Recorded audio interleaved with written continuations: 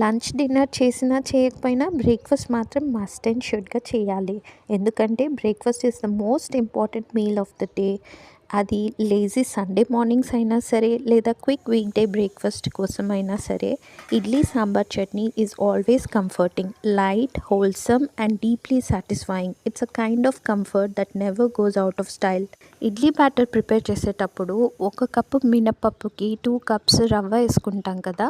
దాంట్లో కొంచెము అటుకులు కూడా నానబెట్టి వేసుకుంటే, గ్రైండ్ చేసుకుని దాన్ని ఫర్మెంటేషన్‌కి పెడితే చాలా soft and spongy idlis ready అవుతాయి. దీనికి మంచిగా వేడి వేడి సాంబార్ అండ్ చట్నీ ఒక్కసారి పల్లీలతో పచ్చిమిర్చి కాకుండా ఎండుమిర్చి వేసి ఈ విధంగా ట్రై చేయండి. చాలా చాలా యమ్మీగా ఉంటుంది.